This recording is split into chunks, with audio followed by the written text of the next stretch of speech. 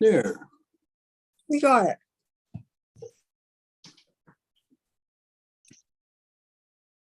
Okay, I think we are good to go.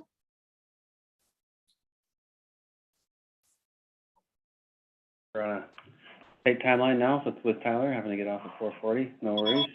I'm hoping we won't take everybody's evening up until that late, anyways. But we'll see how this all goes along.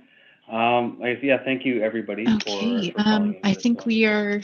we're all ready. We're live on YouTube. So Jesse and Tamara, did you want to get started?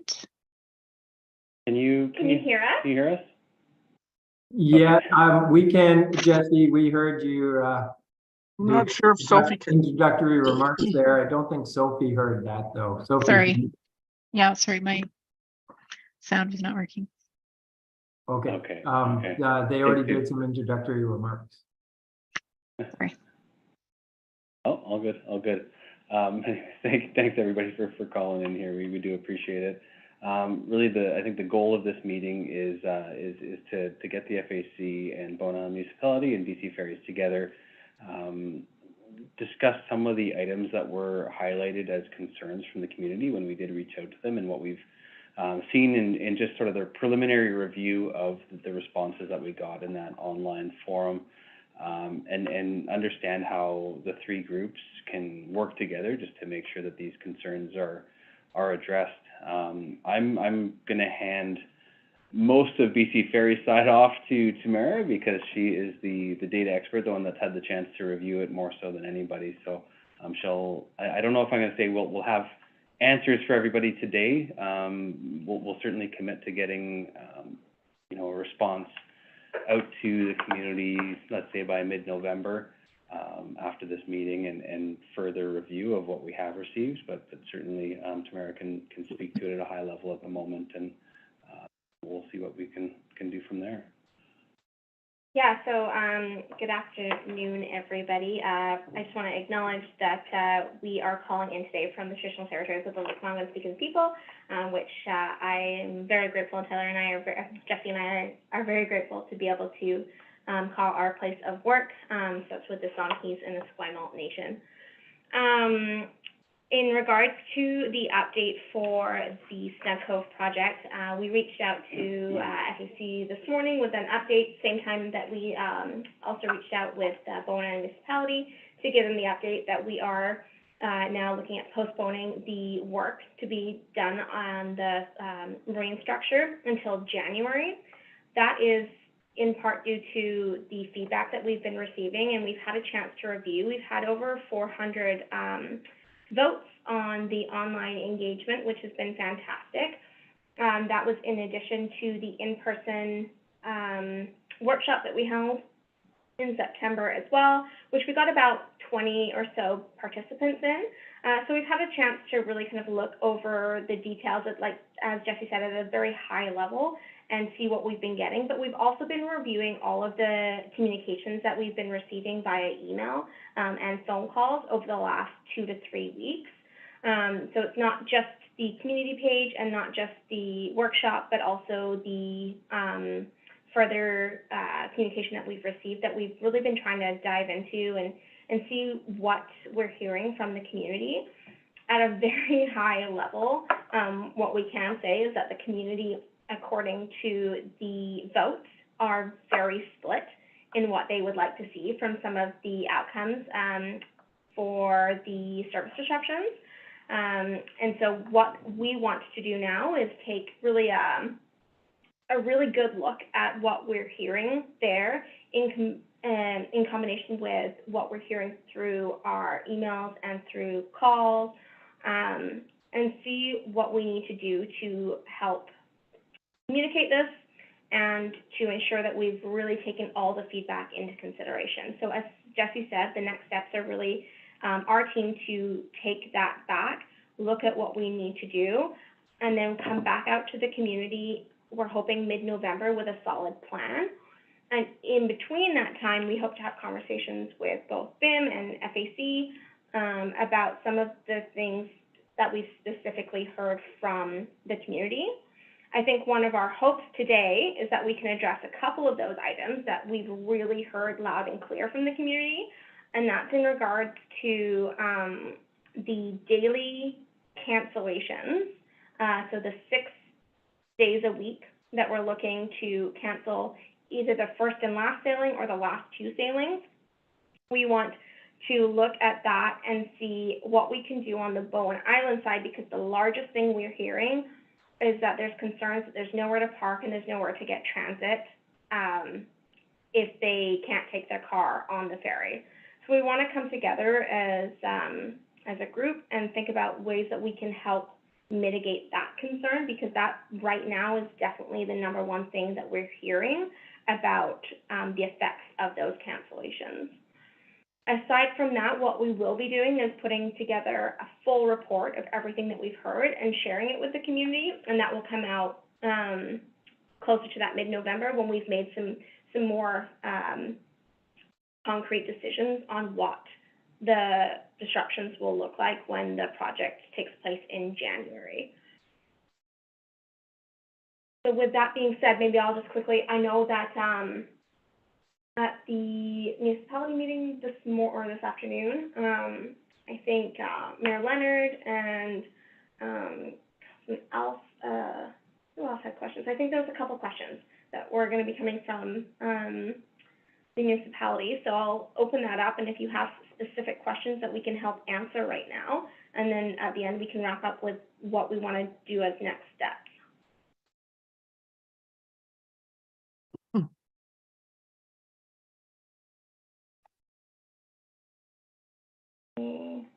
How do you want to take, do you want us to stick up our hands, virtual hands, or Yeah, what? you can just, yeah, for sure. I gotta find that. Well, why don't you start us off? You spoke first. I'm on my iPad and I'm not used to using it. Now I've got to get rid of participants. So one of the problems I'm having with you send out the chart and it's using averages, and averages don't tell the story. I mean, there's some of those runs that are being canceled where there might be almost full, and other ones, depending on the day of the week, where they might be, less full. And then it's really hard to tell if everybody on the first run decided to take the second run. Would there be enough, assuming you cancel, say, the first run in the morning, would there be enough room on the car deck to take everybody that normally on a peak frame would take that first run? And then I guess some of the other questions that weren't asked, there's some people that go in on that first ferry just because they like to be at work early, or because they're in the stock market and the market opens back east 3 hours earlier and stuff like that, where they could maybe go in on the later ferry. So would there be room on the next sailing to take them all? Or is it just going to compound into overloads all morning? And then the same for coming back at night. I mean, the worst thing would be if you canceled the last sailing and you had people waiting for the 9:20 and you couldn't fit them all on the boat. So I guess by using averages rather than peak demands, you're running the risk of doing those sort of things. And then I guess there's people who absolutely have to have their car in town for work, and so there is no option for them but to take a car, and they can't get, so you didn't ask questions about, do you need your car in town for work? And then certainly the issue, So there was some. I think you've raised, go ahead. No, I think you've raised a couple really important points there. And we can certainly speak to a few of them. As far as the overloads go and deciding on whether it's the first and last sailings that we cancel, the last 2 sailings that we cancel, we're definitely looking at, and we're not looking at averages. We are looking at specific numbers. We're looking at peak days. We're looking at peak travel times. And the congestion is definitely something that is top of mind.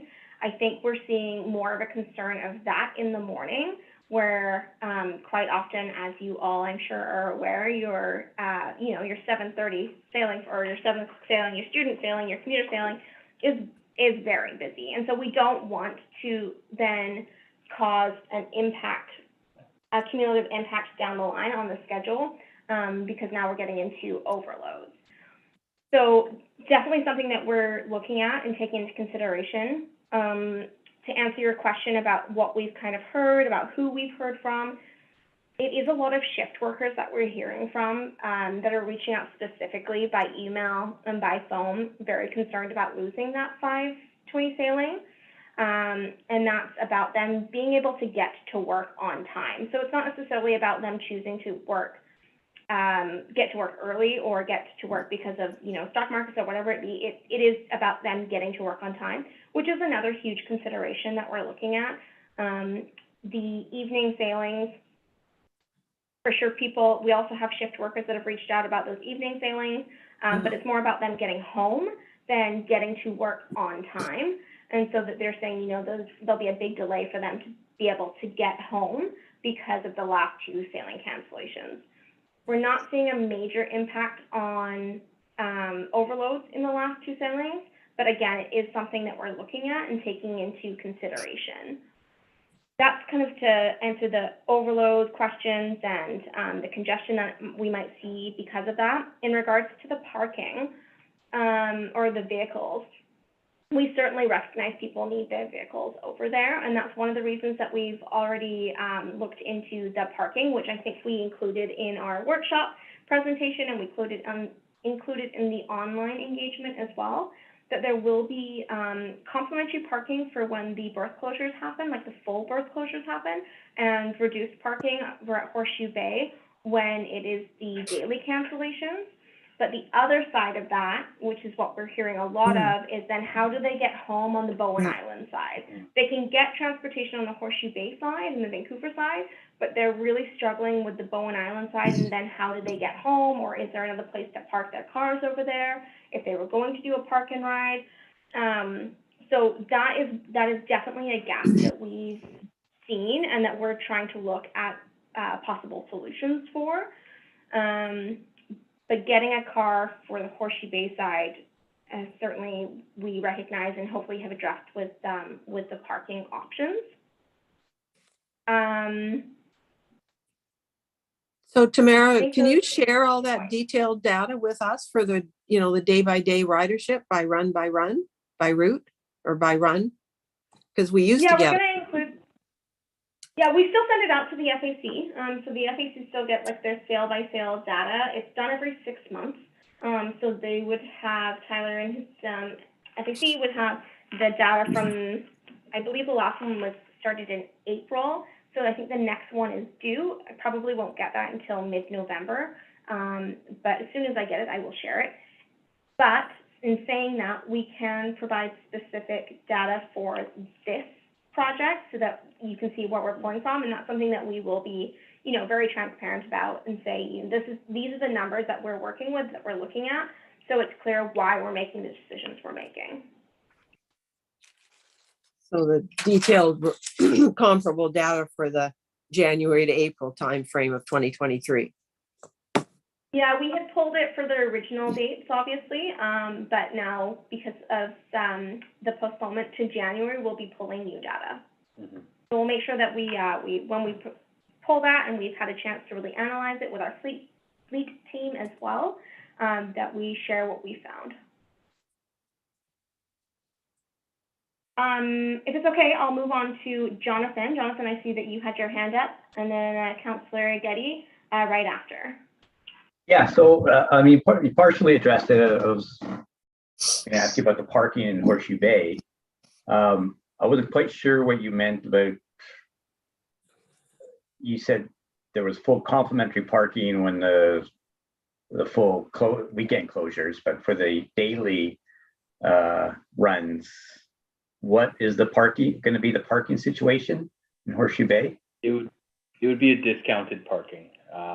So we'll work with our operations team. We'll get that put into an option on the kiosks, and then we will do our best to provide, I guess, a sort of a step-by-step on what the residents can do to realize those savings, and when it comes to the complimentary, how they can get their money back if they do have to put any up front.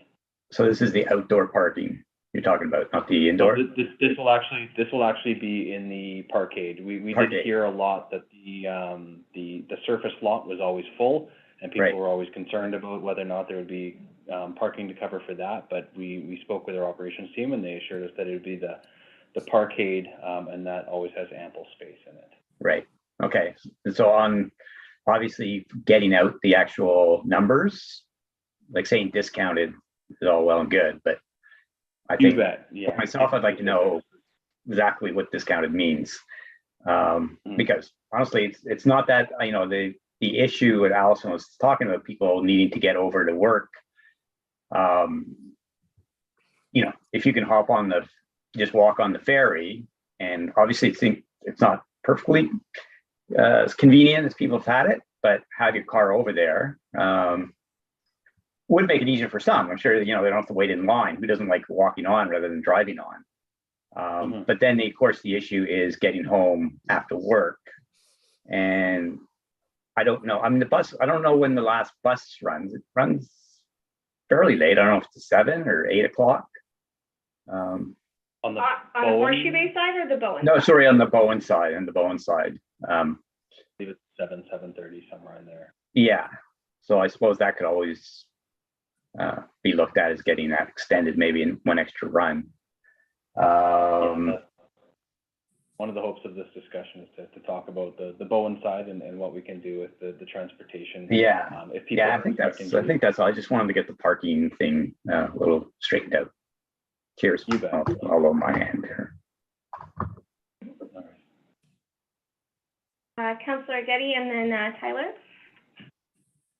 Hi. Thanks for doing this. One of the suggestions that I heard was asking whether or not the project could be extended so that there wouldn't be those cancellations.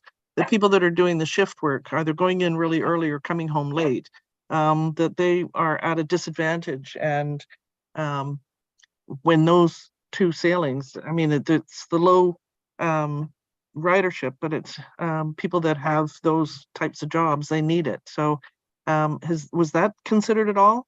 Or is that still in the mix in terms of your future considerations? It was considered, especially after conversations with at the last council meeting, and when we had the community workshop, people did raise that concern or that option. We have considered that, but really that the nature of the work is such that we need the work windows that we've allotted on a daily basis to get the tasks that are being done, so that we can then safely transfer the work site, if you will, the terminal, back to operations to have safe operations during the day. Okay, I think that with the delay, putting it towards the end of January is probably better in terms of the stormy weather and water taxis that we're going to have to rely on. So that may be an improvement. In terms of parking, particularly on the Horseshoe Bay side, it seems to me that the only big spaces that are nearby are in private hands. So Metro Vancouver Parks has a big parking lot on the other side of Festival Field, and Rondi has a big parking lot for the marina. Have those people been contacted at all to see whether or not they can help? I don't think we're necessarily looking for more space on the Horseshoe Bay side. It's been recognized that we have a good deal of space on the Horseshoe Bay side. So I think at this moment, we're okay as far as space goes. The Bowen side. I think Judy meant the Bowen side. Oh, okay, sorry. Yeah. No, we haven't. Yeah. So it's the marina, Rondi Dykes Marina, Union Steamship, and the Metro Vancouver Park. There's a big parking lot on the far side of Festival Field. Those would be the only spaces I can think of. How far is that from the terminal? I know Union Steamship is right next door, but the marina's right there, and I guess the Festival Field might be, I don't know, half a kilometer? 5 minute to 10 minute walk. It's flat ground. It's up above behind the big field on your left as the ship's coming in. Oh, yeah. Top of that. It shows up on the maps for Crippen Park. Anyway, if you haven't, I would recommend it. Maybe they can help out somehow. Okay, yeah, I have been in touch with Oitis at Union Steamship. That wasn't part of the conversation to this point, because I know we were hoping to speak with everybody here. and see what the options were. But I certainly have that conversation going. I can reach out to her and see. Great. Thanks. Those are my questions. Thanks. That's really helpful.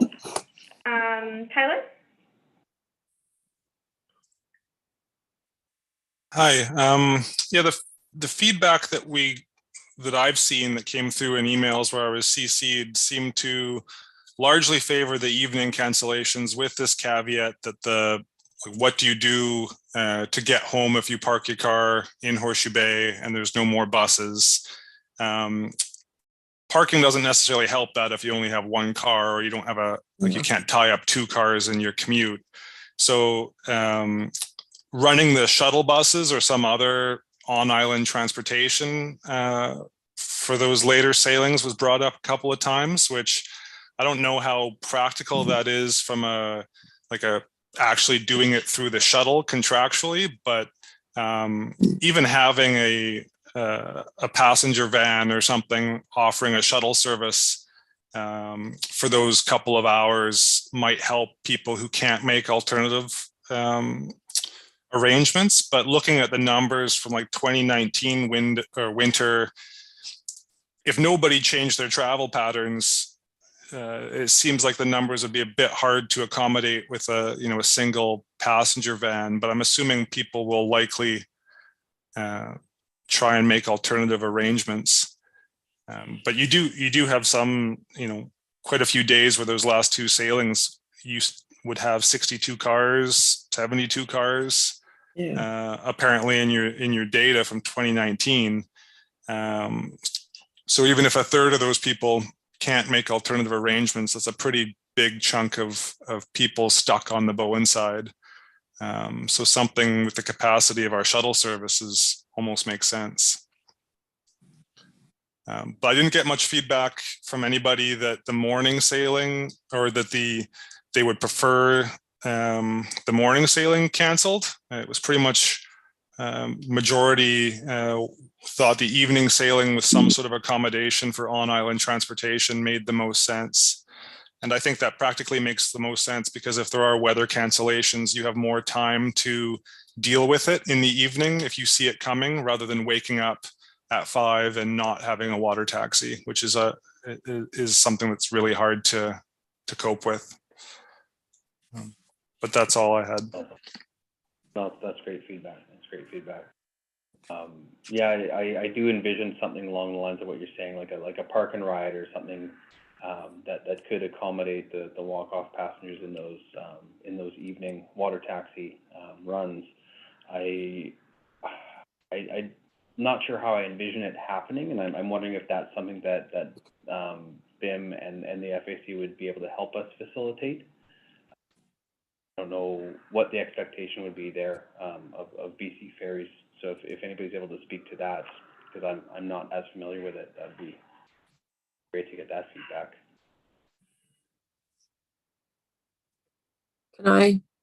So TransLink did an on-demand project on Bowen pre-pandemic, and because of the pandemic, it got shelved. And that was because just running the bus on the regular routes isn't going to help. I mean, it's, there's no way the bus dropping me off on the regular route that I'd be able to get home. Sure, yeah. So the on-demand would take people, around the island. I mean, you might end up being on the bus for an hour, but at least you get home. So that's perhaps, we need to put you in touch with the transportation planning people at TransLink, where if they wanted to try and do the on-demand project again. And they're the ones that contract with the bus company to run the bus, the shuttle buses that run here. So that's worth looking into. But, people that only have one car, if they've got to leave it on the other side because they need it, then they're going to have to take bus or taxi service home. We do have a taxi service on the island. It's not necessarily always running, but he does have some taxis. So, and both one of the the private schools has a little bus that they use. So I don't know whether those are options that could be, vehicles that could be accessed. But, not everybody lives on the bus route by a long stretch. And if you've only got one car, or, your kids are asleep, your spouse, even if you got a second car, can't come and get you because you're leaving the kids in bed at night. Yeah. So. Also reminds me, at least on the bus, you wouldn't have to listen to Wes's story for an hour. See the marshal that often helps out. Yeah. What taxi are you referring to? I'm referring to the Bowen taxi, the one that Mike Shannon. what's his name? Mike Mike Shannon. No, It's not in operation. Well, he's totally not in operation because he still uses the phone number and the website and stuff. So, As far as I know, it's totally not in operation. but I could be wrong. But would he put it back into operation if it was chartered by somebody to actually, pick up people? He had just posted recently that he had actually been stopped by the police over on the mainland because he was driving a taxi. And he said, oh, it's a private vehicle. It's just got the taxi name on it. But license is an individual private vehicle. So for him to renew, I don't know if he'd be willing. You have to do the Passenger Transportation Board, and if he's canceled that license, then yeah. my understanding is he's kept the license alive, but he hasn't insured any vehicles for taxis. Well, we're happy to reach out to the contact. If you have that contact, we're happy to reach out to them and see if they are still up and running. If they are still up and running, then we're happy to help communicate that out, that is an option in, well, could be an option. I'm guessing it's not that he isn't up. He's not up and running. We've just clarified that. And he might, if he's kept the license alive, then I think you'd probably have to contract with him to provide the service. I doubt would want to. I don't think we're going to be looking at I don't think we're going to be looking at contracting any services, but it is something that we can reach out and see if it's something that he wants, if the license is alive and he wants to offer service again during that time. So can reach out and see if it's a no-go or see if it's a possibility. Tamara. Okay, we've got Oh, sorry. And we can get you I was going to say we have a few hands up, so maybe we'll go Jonathan, Murray, Gail, and then Allison. I was in favor of the morning, evening cancellations. I wonder what's the chances, because it's a 9 o'clock would be the last sailing, wouldn't it? Looked at the new schedule. Like 10 o'clock is the last sail, would be the last sailing. So 9 o'clock would be the last sailing. And I'm wondering what's the chances of having the schedule changed, maybe bump it up to 9:15? Just delay it a little bit. We grab sort of a few extra people. I mean, it used to be 9:20 or 9:25, so it's not that far off from what it used to be. And people are quite used to that. So I wonder what's, sorry, Al. I think they're talking about the last 2 sailings being canceled. I know, or if they do the morning and evening, right? That's the other option, is to cancel just the one evening one. So if they did the one evening one, if you're able to have them wait another 15 minutes, might be able to grab a bunch more people. Like I said, it used to be 9:25 and everybody was quite happy with that. So it wouldn't be that far off from what it was for a long time. Right, and that's absolutely fair. We're looking at the numbers, depending on which option does move ahead. If it's the last 2 sailing cancellations in the evening or the first and the last, there may be value absolutely in bumping that last sailing back a little bit to capture more people coming in. We just want to make sure that we know what the traffic numbers look like to make sure, if that last sailing is already at capacity, it doesn't make sense to hold it longer. But certainly, if there's ample room based on the numbers, then I don't think we would rule that out by any means. Yeah, it's definitely something that we've discussed as well with our fleet teams to see if that is a possibility. So yeah, thanks for noting that again, Jonathan, because it's something that we'll continue to look at. Yeah. I believe Murray had his hand up next. I was just going to say, the IPS bus is there. It's hardly ever used. Well, it's not used at night at all, I don't think. And BC Ferries wouldn't consider a contract with maybe Peter King, who also Drive it. he's a driver, and he does a lot of work for BC Ferries as a marshal during the summer, and I'm probably 90% guaranteed that he would leap at the chance to do 2 runs for the 9 o'clock and the 10 o'clock ferries or water taxis. Sorry, what is IPS is? Island Pacific School. Okay, right, of course. Yeah, okay. Yeah, the middle school on the island. And they've got Peter like King? a little, I think it's an 18 passenger bus or 18 or 20 passengers. That way you're not involving TransLink. A good local option, absolutely. He would know about any kind of permitting or special licenses or anything like that. Peter King would, he's probably the best contact on the island to talk about island service. Mike Shannon is not the most cooperative. Noted. Okay, that's a great resource, so thanks, Murray. We can follow up on that for sure. Mm-hmm.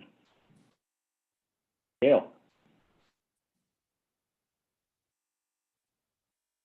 There we go. Yeah, just a couple of things. I guess I'm finding myself a little bit dismayed at how there's apparently a lot of the people who are responding who are unwilling to be inconvenienced in any way. So that said, I mean, I work shift work for years off island, and I guess it does make a difference what kind of shift work you're doing. That was something that's a bit relevant to me in terms of, are they working a 4 on 4 off? Are they working shifts but the same days each week? Those things make a difference. I worked 4 on 4 off for years, and when they didn't run the early boat on Sunday mornings, that was pretty clear. So I had to make arrangements to stay in town on that Saturday night to get to my shift on time. And again, maybe I'm just sort of showing my age or my old Bowenness here, but it didn't seem to me to be that horrible. It was just something that was part of living here, and I accepted that. So as I say, that's a little bit of an aside, just me whining about, current attitudes. The other thing I think in terms of the getting to the places that don't have the bus service, there was a good attempt a few years ago at getting what they call lift stop that's available on other islands. Basically, it's sort of like a place for you to, if you don't actually have to stand there and put your thumb out, you just stand under the lift stop sign if you're going to certain places. And I think there was also at the same time, there was talk about cars on the ferry having a placard that you could stick in, like we have our little Bowen placards, but if you lived in a certain neighborhood, that you could put that sign in your car, and it indicated that you'd be willing to give people rides. Now, I mean, I know that's not 100% solving the problem of getting back late and there's no boat to Queen Charlotte or no bus to Queen Charlotte Heights. But I mean, it might be fun to see if we could, regenerate a little bit of that old Bowen, neighborhood, help your neighbors out kind of thing. I mean, to me, that's a win. It doesn't cost anything. It would be lovely if it actually worked, at least a little bit. But I do understand that you're going to have something for the people who wouldn't dream of getting into a stranger's car or something like that. There are going to have to be those options, but it certainly wouldn't hurt to bring that up again and see if we can't get people on board with those kind of options as well. Learn, know your neighbors, get to know them, sort out something within your neighborhood emergency resource groups. That we have our NERP groups. We have a really well-defined emergency management program for each neighborhood, and they all have communications within each neighborhood, and each neighborhood has a billboard type kiosk where notices can be held and posted about the relevant neighborhood specific issues. And those are another resource in terms of organizing, rides and things like that. So anyway, that's just, as I say, me just being old Bowen. Yeah, I love some of those ideas. We actually see that in a few of our islands around the fleet. So that's it's done already. And anything that does come out of fruition from this, you know, we will put all of our kind of resources behind to help communicate out as well. So we'll make sure that we support anything that, if that is done, we can help get the communication out about it. I also wanted to make a quick note that we have received emails and phone calls as well in support of the project. So it's, people do recognize the need, but we also understand that it is a big impact to everybody's lives. So we just want to make sure that we are really taking all of that into consideration in the feedback and doing the best we possibly can to lessen the impact on the community for sure. Allison, I know that you were next. Tyler, are you able to hang on for a few more? Because I know you have to leave. I didn't, I took my hand down. Oh, okay, perfect. Tyler? Yeah, I just noted you had said that currently you weren't looking to contract anything. I just wanted to make sure it was totally clear that there are no options on Bowen for people walking off that ferry if they don't have a car, like zero. There's no Uber, there's no Lyft. You could be looking at, like, I don't know what a walk to the golf course would be, but above 10, below 20 kilometers of walking in an unlit road late at night. Like, there are zero ways for somebody who walks off those water taxis to get home if they don't have a car. So I understand you might not be able to, like, have a contracted solution that would solve everybody's transportation needs, but there needs to be some way for somebody walking off that water taxi to get home. And if you had a driver with a 12-seater van sitting there that, like it was mentioned earlier, it might take you an hour to get home if there was a bunch of people using the service, but you would eventually get home. I think that would be the bare minimum. And that would have to be contracted. Like, there's no providing awareness of an existing service or other mitigation. Like, there's literally nothing. So I just wanted to make sure that was clear. Like, there's no option. Anybody could call other than a friend to get home. Okay, thanks, Tyler. You bet. Okay, well, I'll have to step out, folks, and catch a ferry. Good luck. Peter, your hand is up. Yeah, just a very small, rather obvious comment, really. I don't think there is a solution. What there may be is a multiplicity of solutions. And I think we've instanced some of them today. And like I say, I don't think any one of the things that people have put forward would solve it. But if we had some sort of a shuttle bus, we had compensation, we had the parking made better, and all the things that people have said, I think we need to pursue all of them, because all of them may be enough. Yeah, no silver bullet by any means. Yeah, exactly.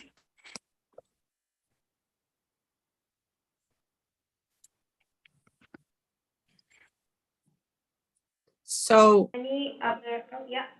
So getting back to the raw data, I'm sorry, but I'm an accountant and we know data. Yeah. So January 2023 has passed, as has February, as has March, as has April. So that raw data in that Excel spreadsheet is available now, right? I'll have to take a look. I don't know off the top of my head which ones our revenue team has provided us, but. Well, it's just, there's so many trucks, there's so many foot passengers, there's so many passengers in a car. I've seen those spreadsheets in past years, so I can't imagine that wouldn't be available now. I mean, it comes out of the ticket booth in Horseshoe Bay every time you buy a ticket. Yeah, it's a little bit more complex than that on our side, because we have to pull the reports and they have to gather it, and it has to go through several teams to get okay before it's shared. But well, maybe you don't need to be quite so paranoid about the data. I mean, this is for gauging. It doesn't matter if it's out one or two people. I mean, it just gives us a better idea of what we're dealing with. Yeah, like I said, I'll take it back and see what we have available right now and what we can share, for sure.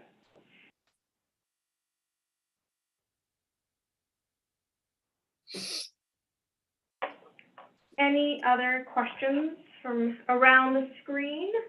Water Tamara- tax. Tamara, I just sent you Peter King's contact information in an email. Oh, thank you, Murray. Thank you. That's great. Thank you very much. So what kind of water taxis and capacity were you looking at? We were looking at 38 passenger kind of as a baseline, and then additional 12 passengers as required. The goal would be, or the hope anyways, would be to give the water taxi company that's providing the service the free license to accommodate as required. It might be a bit of a learning process to start once we gauge, how busy it is on particular days of the week, and we would just plan accordingly. We don't want to leave anybody out in the rain, out in the cold, not serviced by any means. Yeah, because 38 passengers, I guess without that data, we haven't any feel for how many, people would, ride that ferry that's going to be canceled every morning, or ferry that's going to be canceled every day. It can be a bit of a challenge too, because you'd expect that foot passengers will probably go up with this. People are going to plan accordingly, leave cars wherever they may be. So the data that we have available, it gets us so far. People now with the ability to work from home, maybe you just see less ridership in general as people plan to just opt out of the inconvenience, right? So I think a lot is going to become evident when we start the process, when we start the construction. And we'll just do everything we can to have everything in place based on the information we have up until that point. So. And that may mean not just, 2 sailings. That may mean possible shuttling of that water taxi to get people back and forth as quickly as possible. Those are all considerations that we're looking at. Well, that's what I was thinking. I mean, 40 people isn't very many people. Yeah, so we'll look at the shuttling at that point. And that's what I think Jesse was referring to by allowing the water taxi service to, make those decisions on the fly as they need. If they see people there that need to be shuttled, then they'll shuttle. Mm-hmm. Okay. Oh, the joys Any of other one. any other questions that we can help answer right now? So again, to kind of recap, our teams are now going to take this away again, have some further conversations, look to make some concrete plans, and then we will be reaching back out to both Bowen Island Municipality and FAC again with some follow-up. And we plan to go back out to community with the kind of final decisions and dates so everyone can plan mid-November.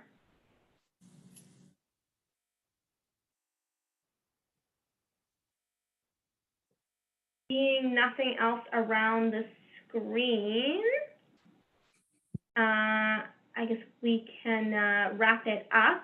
If Tamara, anything else. Yeah. Could you hang on for 30 seconds for me after the meeting is over on a slightly different topic? Peter, can I give you a call? Because this is actually BIM's Zoom. Okay, fair enough. Yeah, okay. Yes, please. I can give you a call.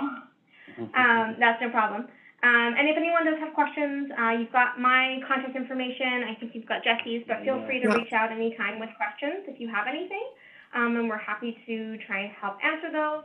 If not, then we will get back with our team, start formulating a plan, and be back in contact soon with more information. And certainly we may reach out in the interim as well with any questions we have to those that we feel could be helpful. So look for those in your inbox. Okay, thank you. Thanks very much, all. Thanks. Take care. Okay, thanks everybody. Cheers. Peter.